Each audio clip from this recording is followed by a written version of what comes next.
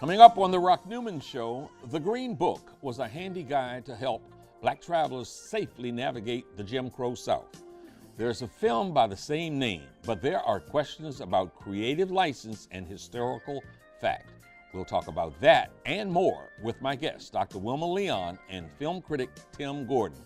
That's coming up on the Rock Newman Show.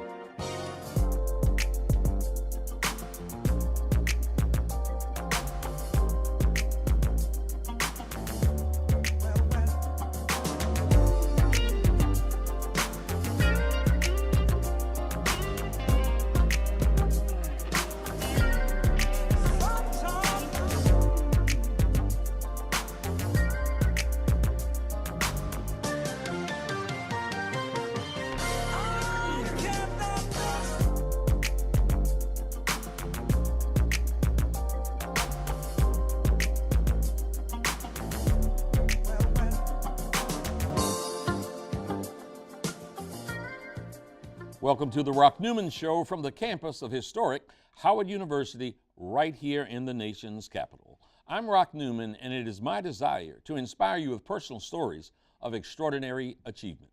This evening, we're going to discuss the facts and fallacies in Hollywood's production of The Green Book, a film supposedly focusing on concert pianist Dr. Donald Shirley, but which his family says is wildly inaccurate. We'll analyze the film and also look at other movies like Black Panther, The Hate U Give, and Creed II with author and political scientist Dr. Wilma Leon. Joining us also is critic and film festival director Tim Gordon.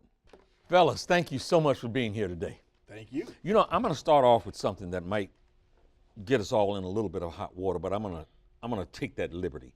I'll tell you what I'm talking about in just a second. But Dr. Wilma Leon, in your writing about the Green Book, your critique of it, you use some quotes from Dr. Manning Marable. And that quote is, "The greatest struggle of any oppressed group in a racist society is the struggle to reclaim collective memory and identity. At the level of culture, racism seeks to deny people of African, American, Indian, Asian, and Latino descent their own voices, histories, and traditions. From the vantage point of racism, black people have no story worth telling that the master narrative woven into the national hierarchy of white prejudice, privilege, and power represents the only legitimate experience worth knowing." That's Manning Marable. You quote from Frantz Fanon's book, Black Skin, White Mask, that the greatest triumph of racism is when black people lose touch with their own culture and identity, seeking to transcend their oppressed condition as the other by becoming something they are not. Now, where I'm going to tread into some hot water here is off subject about these two films, but another matter that I'd like both of you astute gentlemen to speak on. I kind of wish there was a woman here, a female here, but it's not, but I'm still gonna venture down this road. I'm gonna read Frantz Fanon one more time. "The greatest triumph of racism is when black people lose touch with their own culture and identity, seeking to transcend their oppressed condition as the other by becoming something they are not." I recently did a Facebook post, and I talked about being at a high school football game. And I forget the exact number, but I think it was somewhere around 20 females of various ages, from young teenagers to people who were grandmothers, past where I was. And every one of those black females had some form of store-bought, hair. Yeah. And I wrote that for some reason I was troubled by that. I was troubled by that. When I read part of Dr. Wilma Leon, your critique from Frantz Fanon, that they try to transcend their oppressed condition by becoming something they are not. Yes. As it relates to our sisters, African American women, and the issue of hair and the proliferation of store-bought hair. Is that what Frantz Fanon is talking about, or am I just That's an element of it, but I don't think it's limited to women. I'm counting the NFL players that I see with all of this hair coming out from under their helmets, trying to figure out, well, is that your hair? Yes, it is, because I paid for it.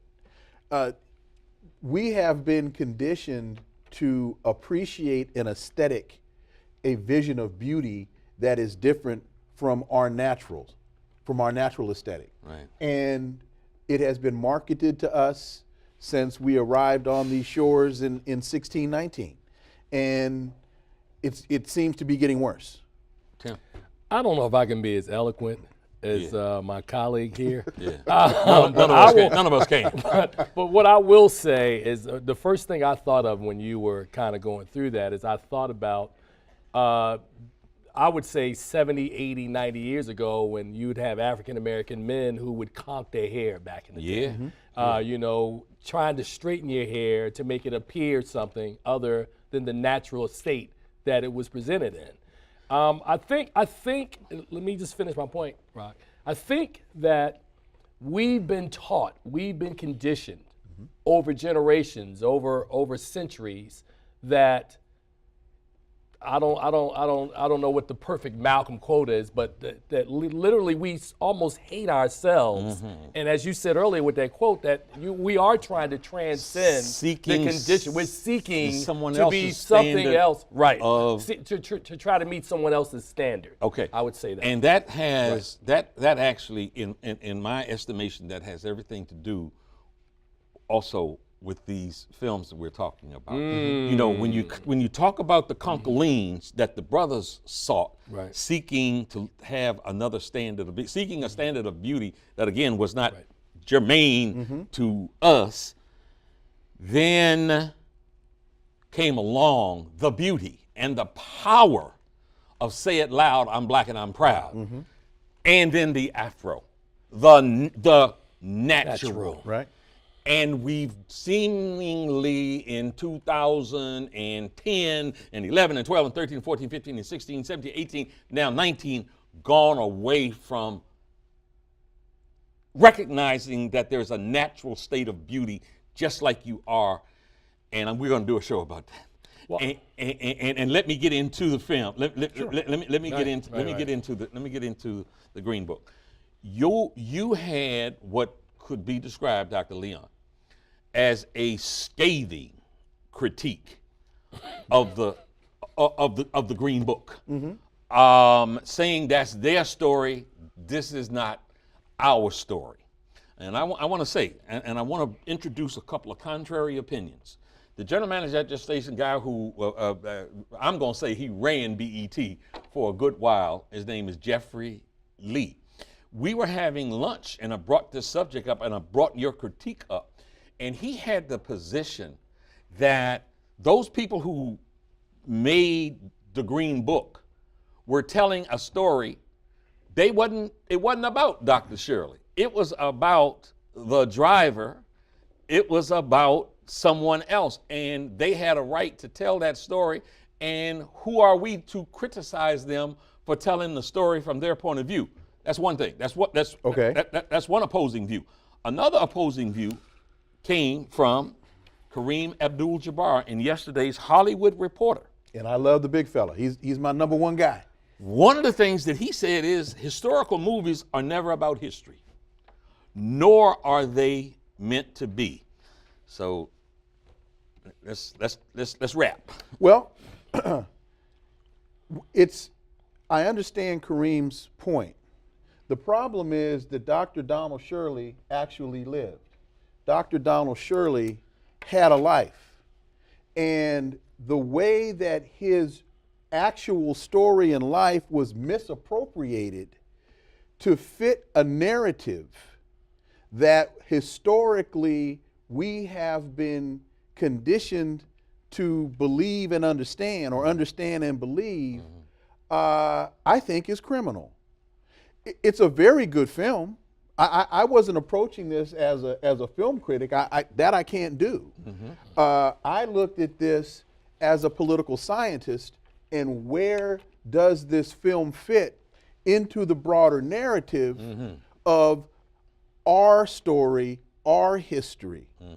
And I believe that they used stereotypes, tropes to, why did he have to be born to a single parent when his father was an Episcopal priest? Why did he have to be born in poverty when he was actually born upper middle class? Correct. Why did he have to be disassociated from the black community? Because the stereotype is, in order to be successful in this country, you can't have that afro. You can't be natural. You can't be connected to who you are. You have to have assimilated and accommodated in order to be successful in this country. Interesting. The real story of Dr. Donald Shirley is so much more powerful, is so much more empowering than the foolishness that they put on the screen, that the movie would have been 1,000 times better had they told the real story. But in my opinion, and I would like to get your take on this, had they told the real story, then it would have had to been marketed as a black film. And it being marketed as a black film, it would not have made nearly the money that it made, because they had to play to the sensitivities from a marketing perspective of the predominant white audience that most movies are written for. Having been an executive at BET, Jeffrey Lee was very conscious of the dollars and cents, and that if it don't make dollars, It don't make sometimes sense. doesn't make sense.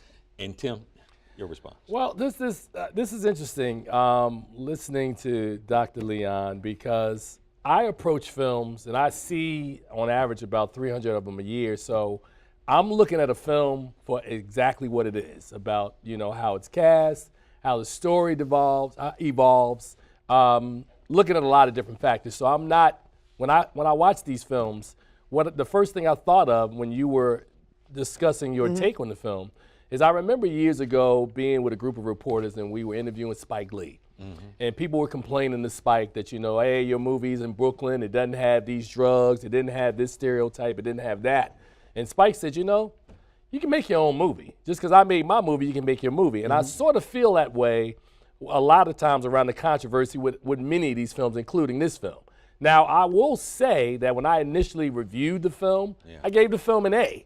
Because it's a crowd pleaser, it's entertaining, but it was after I took a week or two to kind of step back from it that I started thinking about the one thing that troubled me, and it was the perspective of the film. And I kept saying to people— What do you mean by that? The perspective is that it's told through Viggo Mortensen's character, Tony Lip, the white character, about the African-American character. And I think, to me, that's the most troubling aspect of it, because in a year where you have a Black Panther, a Black Klansman, If Beale Street Can Talk, and so many other stories that are told from our perspective, this film to me feels, the perspective feels tone deaf. It feels like a movie that's out of the 1990s, out of the 1980s. When you talk about movies like Cry Freedom, Driving Miss Daisy, it feels like the type of story that Hollywood shouldn't be making in 2018 or now to tell us about our history, when there's so many African-American directors and storytellers who can present our stories in our voice. And I think that's essentially, so I agree with you, even though I don't agree totally about films having to be that factual, because I think there is a certain creative license that all films must have. There would be a natural rub between the way you guys might analyze the film, because you're a social scientist. Right. And you're a film critic. Correct. Okay, so that's a natural, there would be a natural rub there. Let me tell you something, Dr. Leon. When I read your analysis, what what I thought your analysis did, and I'm going to recommend everybody find it. Dr. Wilma Leon talking about the Green Book. What I thought it did was it so adroitly articulated the history of Hollywood's propensity to elevate characters from the dominant population, from the white population. Correct. And to categorically, systematically diminish the humanity of others. So when I read your critique before I saw the film. So as you wrote this, was that your mindset? Was your mindset that Hollywood once again is lifting up the uneducated bouncer who punches people in the face and diminishing this? First of all, let's establish this for anybody who hadn't seen the film. Don Shirley was one impressive human being. Absolutely. He was a child prodigy. They found that out at 2 years old. By the time he was 6, 8, 9 years old, he was studying at some elaborate conservatory. He went on to get 3 PhDs and became fluent in 8 different languages. Wow. So you are talking about an intellectual, entertaining giant. And you had so much to celebrate and to lift up. And you did none of that. You did none of that. So my question is, were you thinking about Hollywood's history when you did that? Or Yes. were you just focused on this film? To me, I couldn't separate the two. That's why I wrote in the piece that the movie is formulaic. It plays to typical tropes about the African American community. And let me give you an example. Have you seen the film about Ruth Bader Ginsburg? All right, you talking about On the Basis of Sex? Yes. Yes. Okay.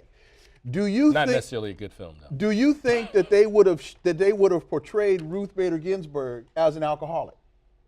Do you think they would have portrayed Ruth Bader Ginsburg as a lesbian?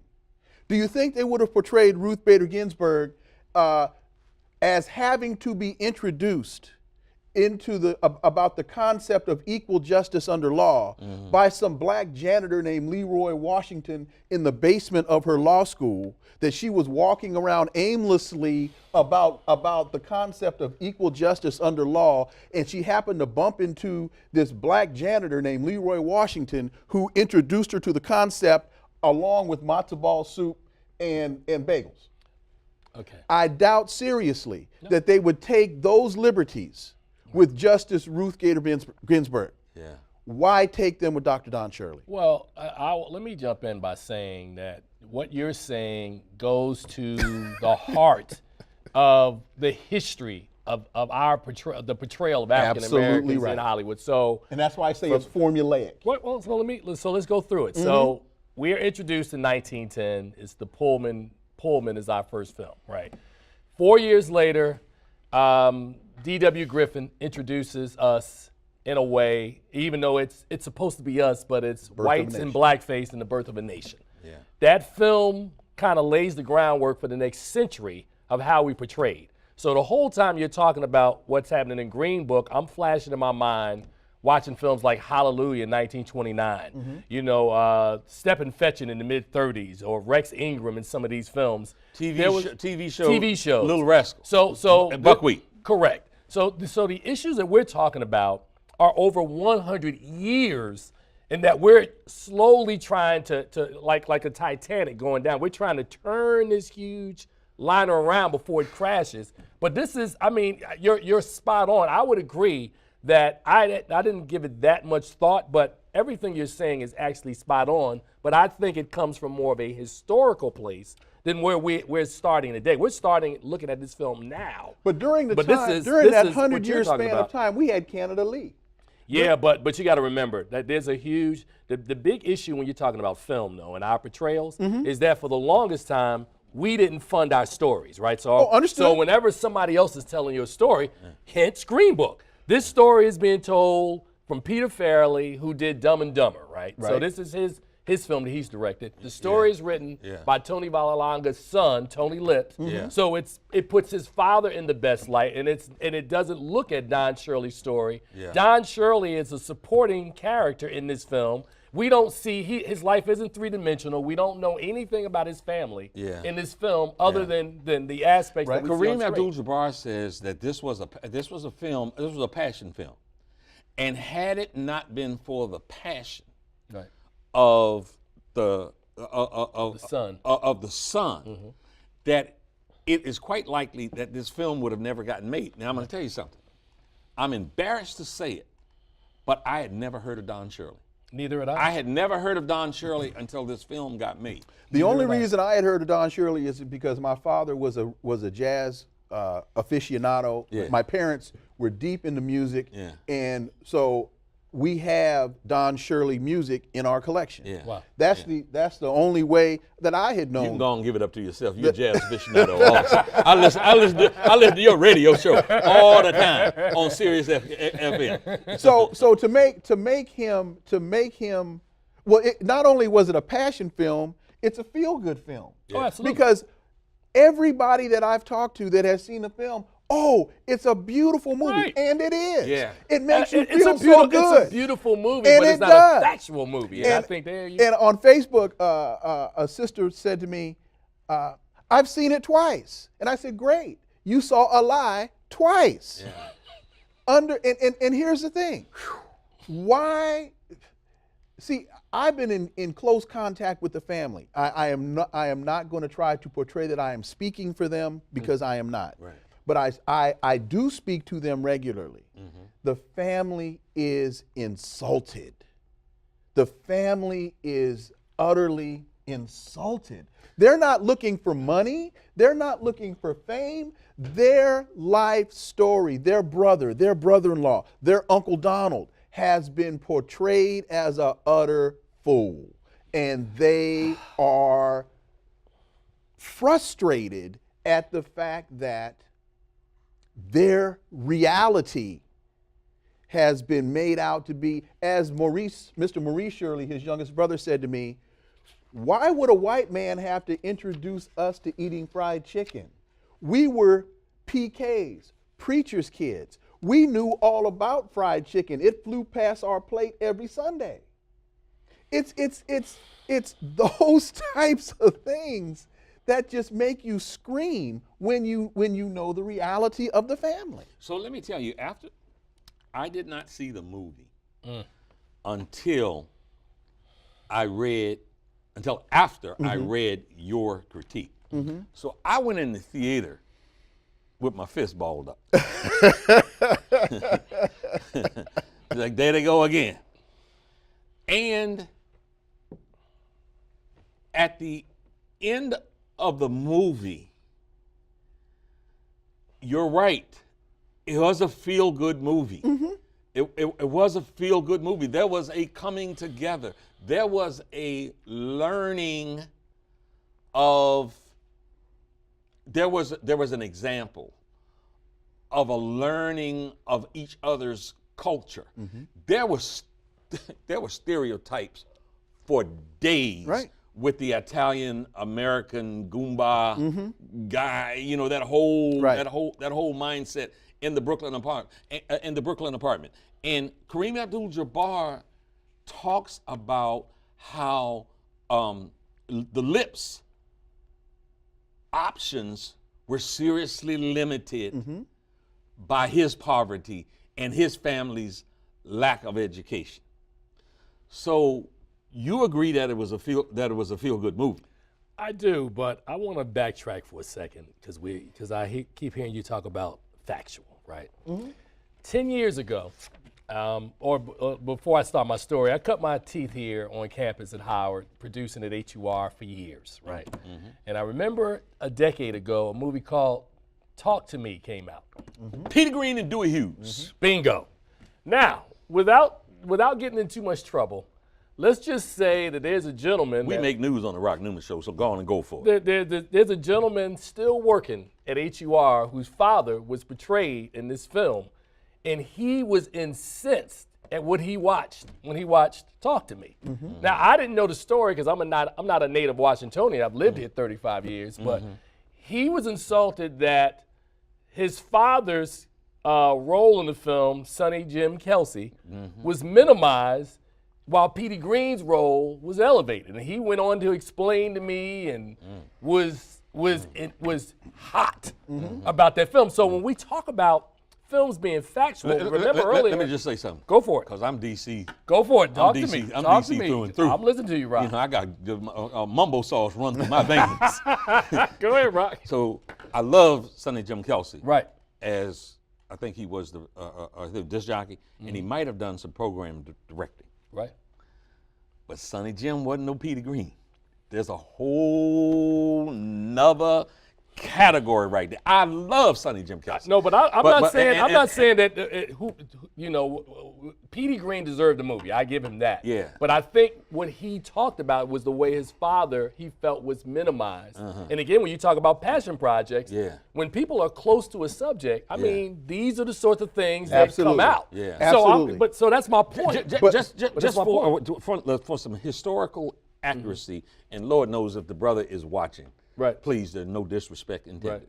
Right. But because I didn't go to Sonny Jim Kelsey's funeral, or I wasn't aware of it. Right. I'm going to suspect that for Sonny Jim Kelsey's funeral, there might have been 100 or a couple hundred people. For Petey Green, there was 10,000. It was the biggest funeral in the history of Washington, D.C. So I'm just saying, on that, but I get your point though. I get your point. Here's someone family personally offended by a movie that was fairly well received. Your point. I think this also needs to be discussed a little deeper in the context that you started out with the broader historical context. With the what? With the broader historical context. Because I think we have to look at Edward. Not for the movie, but for the movie industry. For the movie industry and part of the role where this film is in a continuum of movies. Okay. In that Edward Bernays, who was Sigmund Freud's nephew, and was heralded as the father of public relations in this country. He developed the concepts of the manipulation of the American mind using news, film, and other media sources. And let me quote him if I could. The conscious and intelligent manipulation of the organized habits and opinions of the masses is an important element in democratic society. Those who manipulate this unseen mechanism of society constitute an invisible government, which is the true ruling power of our country. Ooh, you're going deep, brother. You're going deep. So Edward Bernays developed this whole. He's the one he started this campaign in 1929 with Lucky Strike cigarettes to get women to be allowed to smoke in public. There's so many things that he did using news and using movies. Diamonds are a girl's best friend. Right. The whole idea of making diamonds, people believing that diamonds are rare and valuable when actually they are not. They're not. The whole De Beers campaign, all of these things, that's why I say the movie is formulaic and it plays to the stereotypes. Why did he have to be born to an unwed mother? Yeah. Why? Because that's the story that people accept about us. And we also need to talk about the insult that it does to the Green Book itself. Yeah, so, and on that, I don't think we can move talking about that with it talking about basically what the point was. Also, he was an alcoholic in the movie because every night in the film, I'm watching the movie, and when they say he needs a fifth of Cutty Sark, which is nasty scotch to begin with, but a fifth of Cutty Sark Every night in his room, I sent a text to his niece, Carol. Yeah. Was your uncle an alcoholic? Right. She wrote back, no, he was not an alcoholic, and he never would have drunk Cuddy Sark. Yeah. He drank Pinch. Oh, yeah. Yeah. He was, he was so- highbrow now. So wait a minute, Rock. So I think from what I'm listening to, because again, you heard me say at my opening that I don't really go into the historical aspect of movies. Yeah. I'm watching a movie for what it is, Yeah. right? So there's two things that Explain to me, please. Share with me, help me, and help the audience. You say you go into a movie for what it is. What it is. What does that mean? Okay, an example. I went to see Glass last night, which was the third part of the M. Night Shyamalan trilogy, Unbreakable, Split, and now this film, right? Okay. So when I say I go into a movie for what it is, you present me a story, and a lot of times I don't even want to see a trailer. I just want to go in with no expectation. I want to watch your story. I want to see how it's cast, how it's scored, how it's acted, how the scenes progress, how it plays out, how emotionally it makes me feel, whether I think the story is plausible. Sometimes, a lot of times, the story is not, and I go, oh, this thing is stupid. Or you've got a good concept and you don't execute it properly. So all that goes into the phrase, I watch it for what it is. Right. So when I went in to go see Green Book is a story about Dr. Don Shirley. I'm not going to research who Dr. Don Shirley is. I want to watch this movie first, find out what it is. So I watched the film, and I automatically went in with the attitude that it looked like Driving Miss Daisy, right? So I said, okay, well, let me see how this plays out. So I watch it. And of course, we've got the racist Italian who early in the film, you've got black workers at your house. He takes their glasses, puts them in the garbage can. The wife takes it out. So the film is showing you that the wife is a little more tolerant than the husband is. That's right. Of course, he's racist. He doesn't want to drive for a black man. We see Dr. Don Shirley portrayed with regal bearing. And here he is with this guy. I'm about to go on tour. So we watch all of this play out. We see their friendship, which is the typical Hollywood kind of buddy comedy. Buddy we film. start off Dumb with and Dumber. differences, and then suddenly, somewhere along the line, both of us have some epiphany, challenges or an epiphany. And then by the end of the film, you're able to come to my house for Christmas, and my family welcomes you in. Right. When earlier that would not have happened. Right. So saying happy all that day. to say, my point was when I initially watched it, I saw it at a film festival. So film, again, that's another issue, that films play different in that environment than they do in a mainstream theater. So the movie plays well at a festival, right? I'm thinking about the film, and to this day, I haven't seen Green Book again. I watched it that one time and I haven't seen it since. That it has been on my mind thinking about it, and I was like, what? There was something about this movie that troubled me, and then I started thinking, and I said, it's the perspective. So I had one of my best friends ask me, well, how would the perspective have been different? Give me an example. I said, well, I'm not a screenwriter, but I'm just thinking that the perspective needs the story needs to come through this character, not about this character. If we're doing the Rock Newman, So the story needs to come it needs to come through the character. Don Shirley. Right. So if we're doing an autobiography of you, right, we don't need to have a story where somebody on set is telling the Rock Newman story and you're in your own story, but not a participant. That it's not coming from your voice. It needed to come through his perspective. I was interested in finding out more about Dr. Don Shirley. Give me a three-dimensional look. What is his backstory? Who is it? Who are his parents? So I have a question. I have a question for both of you. Right. Of course, that is what we would prefer. Right. If that story was told from that perspective, Right. and it made 10 or 20% of what it's going to make being told from the lips perspective, what do we do? Why can't the movie be the same movie? But when Tony Lip turns, Are you talking to me or are you talking to Hollywood? I'm talking to you. Okay. I'm talking to you. Hollywood. Why can't the movie be the same movie? But when Tony Lip turns around and asks Don Shirley about his family, why can't the answer be, oh, well, my father was an Episcopal priest.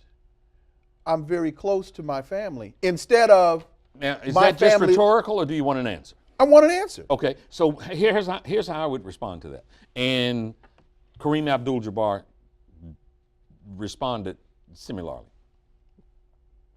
That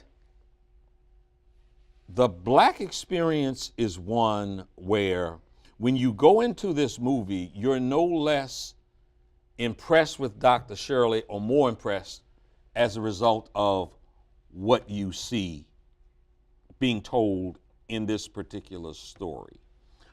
But the white population that is going to patronize this movie, they come to the movie With stereotypes. they enjoy the movie, and they go right. out and they talk about the movie. Hence my saying it had to be made in terms, it could, if you had focused on Don Shirley and the brilliance of his family and their accomplishments, which would have been a black story. it would have been a black story. Well, right. see, but wait a minute, but that's why I prefaced my question with keep the movie as it was, or keep the movie as it is. I disagree. No, wait.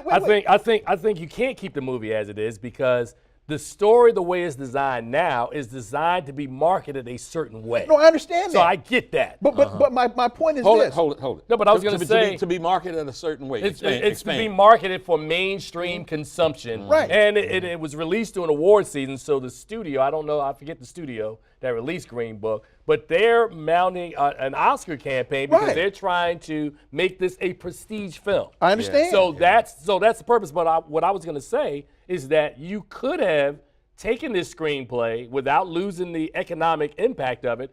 You have any number of African American screenwriters or directors that could have written this story. Mahershala Ali is an Oscar winner who could have still played Dr. Don Shirley, and with a different perspective, it coming through him telling a more factual story. That's a different movie. That's not to say that it's not the same movie. I understand. But you can make another movie about the story. Now, so to your point, Right. Ali Yep. apologized to the Shirley family. He has. Yeah, he has. Yes. He has. has. Well, And he they was told- called him up because they said that the movie was a symphony of lies. And- he called them and had to. And he told the family that he was told they did not exist. Right, and that was the other point that I was going to make, because you keep talking about all the historical inaccuracies. I want to know, Peter Farrelly and Tony Lip, did they actually even know or care to do the research on Dr. Don Shirley to even figure out what his family situation or his background was? Tony Lip's son, well, I don't know the answer to that question. Apparently not. Tony Lip's son Right. knew they existed because they interacted. Tony Lip's son knows the family. So it's a conscious decision then on his Oh, it part. was 'cause definitely a So it's a conscious conscious decision. decision for him to change that. So I didn't know. I want to go back to Ali for a second. I want to go to Mahershala who played Don Shirley. Right. How difficult that is such a crystallization of how difficult it is to be a black man in America. And in Hollywood. Because no white character would ever go back and apologize to any. No. I mean, it's Well, true. see, and that's it's true. that's another point. Why can't Viggo Mortensen? Why can't they just admit? And this is so. Well, not Viggo Mortensen. He wouldn't do it. But I'm saying the guy who wrote the screenplay, Tony Valalanga Jr. Right. Yeah. would be the guy who should go to the Shirley family instead of Mahershala Ali. Here's another thing. It insults the Green Book because in the film, every place where Dr. Shirley's character stays is a dump. Is an utter dump in the worst part of town. And so in essence, this is also good, and I didn't mean to cut you off, Dr. Leon.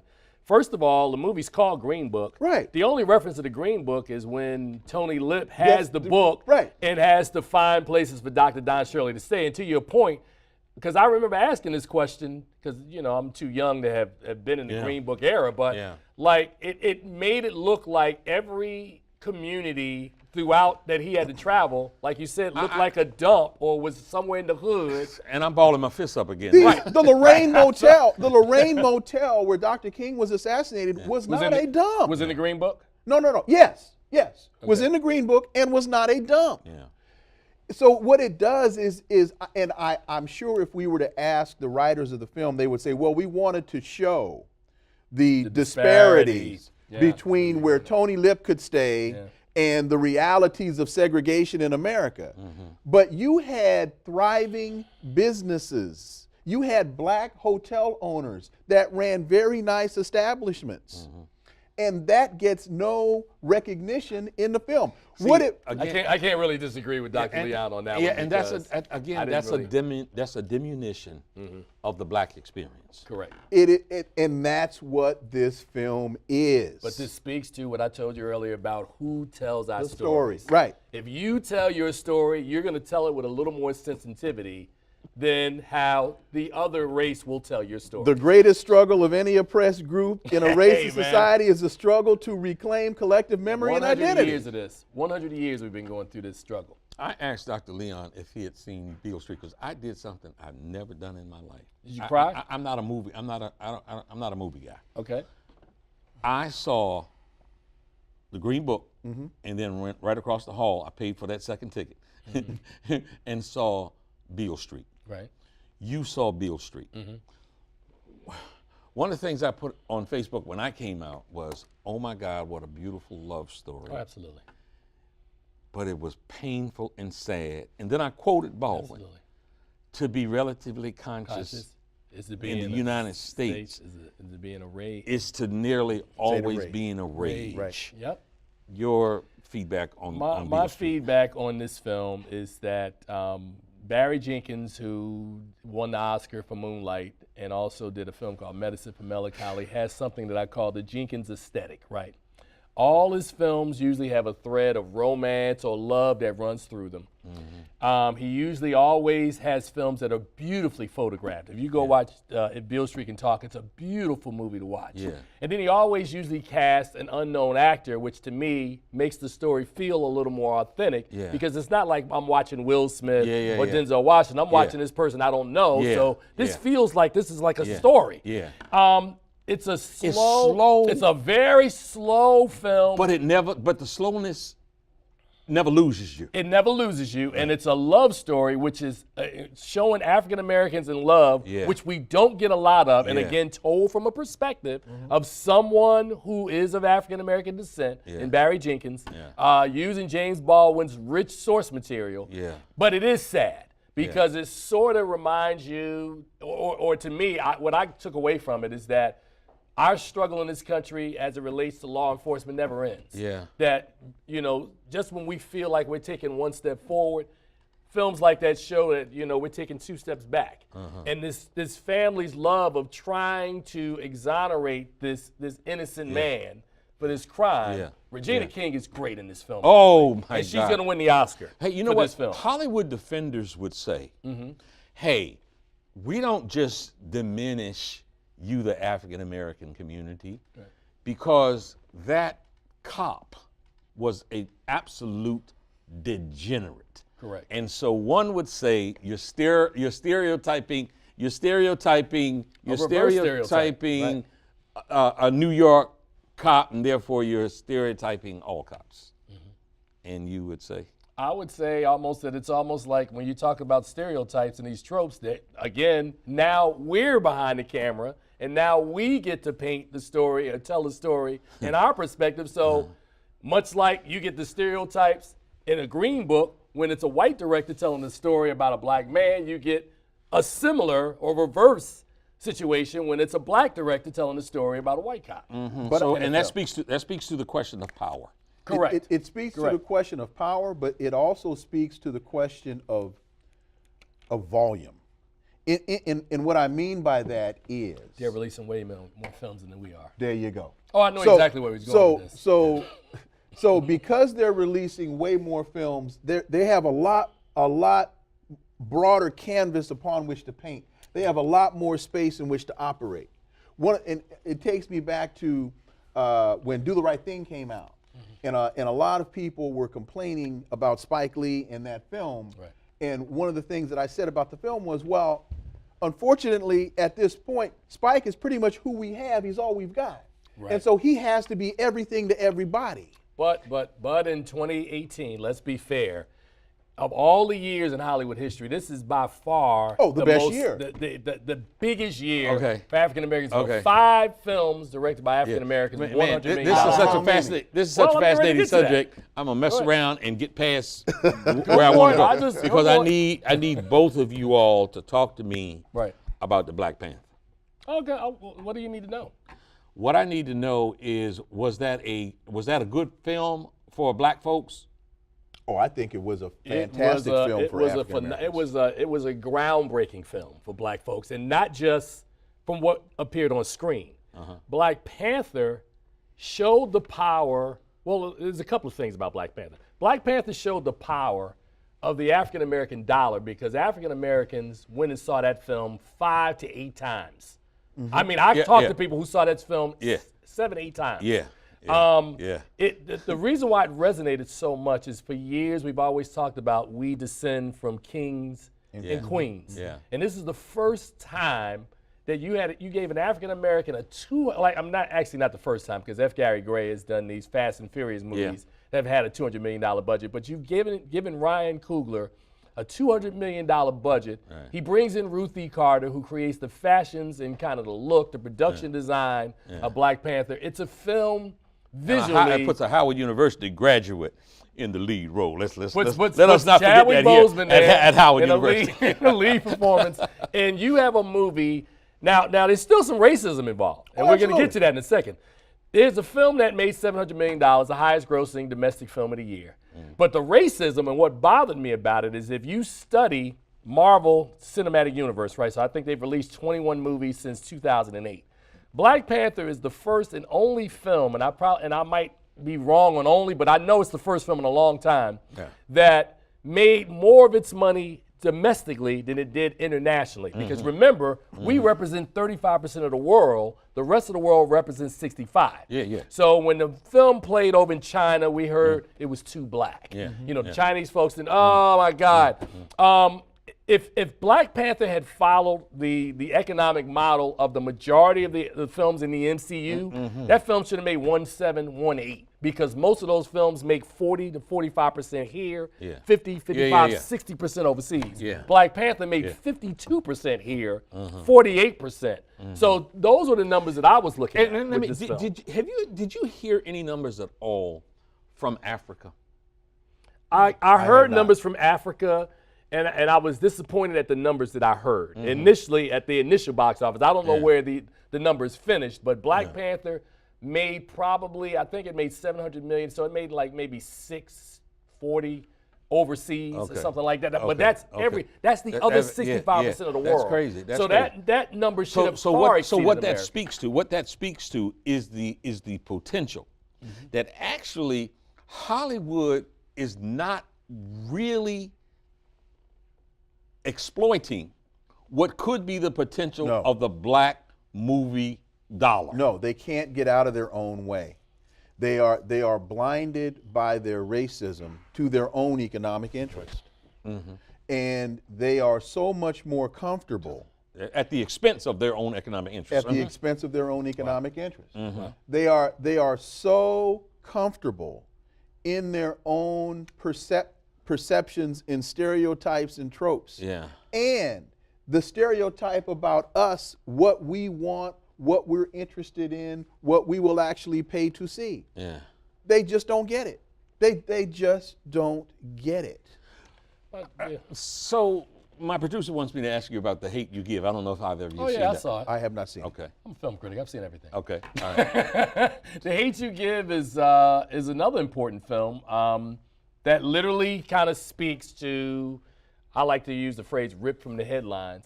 You know, basically a story of a young woman living between two worlds, living in the hood, but being bused to a school, a much better school. She has an alternate life. She is, as they call it, code switching. She speaks one way for them. She speaks one way to us. She has a childhood friend who is senselessly killed by a police officer, and it sort of like a switch clicks her to kind of step into her level of activism. And in stepping into her level of activism, it makes the people in one world, the white world, kind of uncomfortable with her because now she's found her consciousness, and she's ready to speak out on the injustice that she witnesses in the world. Yeah. But there was some great supporting performances in this film from the person who played her father, Russell Hornsby. Yeah. Really so good let story. me ask both of you from your perspectives about this.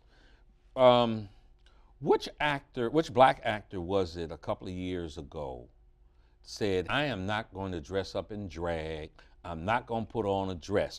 And then, Dave Chappelle. Dave Chappelle, Dave Chappelle. And Right. so then he articulated something that, wasn't necessarily in my consciousness, but then he went through the various actors, where Lawrence Martin, Martin Lawrence, and so Wesley many Snipes, others Eddie who, Murphy. who had put on a dress, who had put on a wig, who had cross-dressed, and all the rest.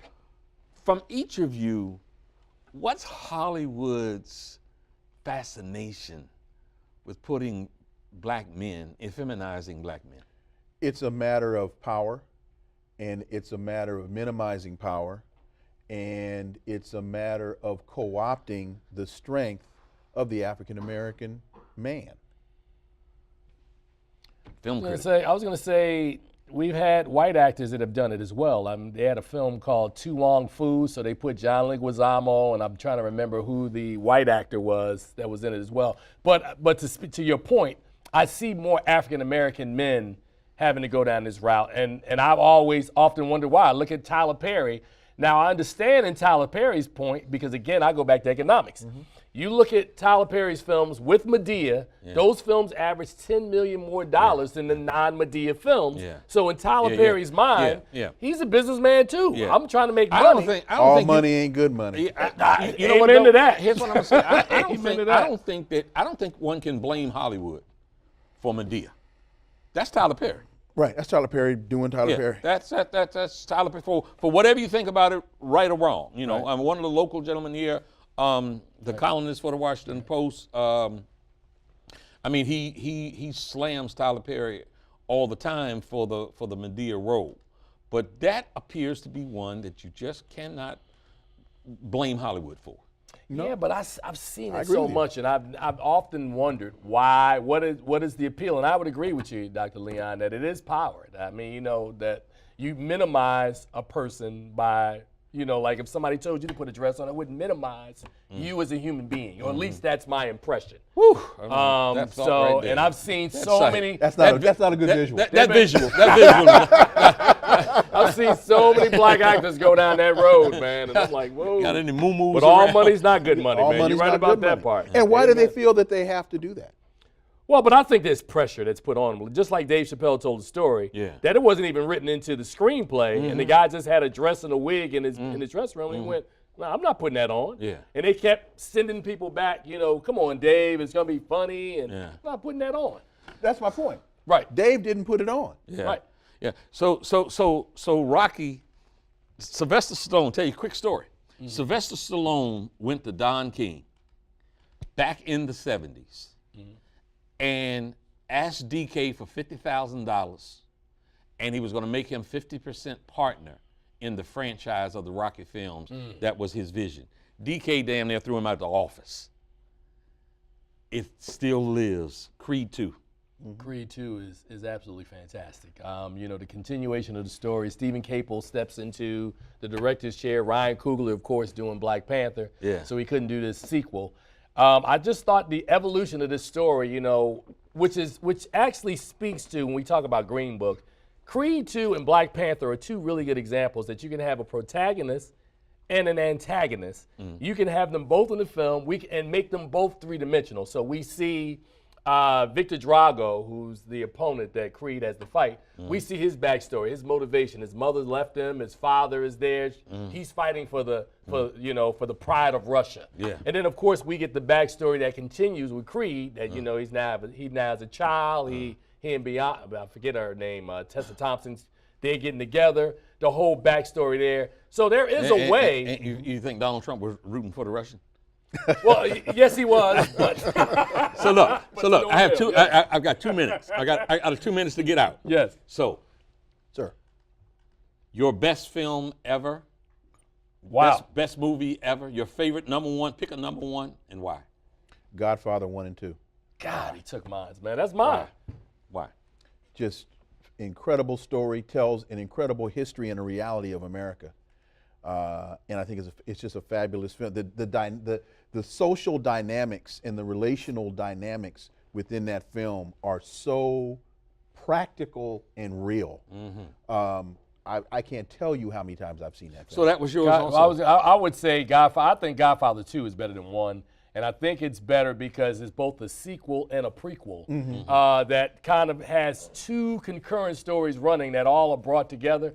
He's absolutely right. I mean, I wrote an essay 15 years ago that this was the film, the quintessential American film. It's an amazing film, well told, almost no wasted scenes in any of these Godfather films. I was going to say Pootie Tang, but then I decided Guys, to stick with thank you Godfather. so very much for joining me today, both of you. Thank you, Dr. Rob, Lee. it was a pleasure, okay, man. Thank you. Folks, that's our show for this evening. For more information on this program or any other program produced by WHUT, go to WHUT.org. Goodbye, and may God bless you.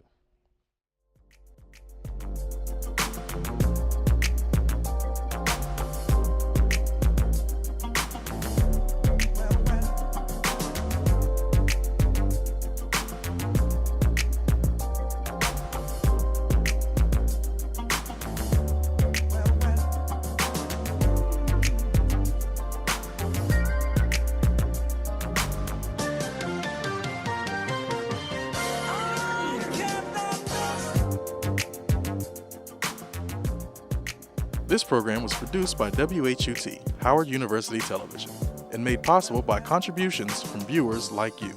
Thank you.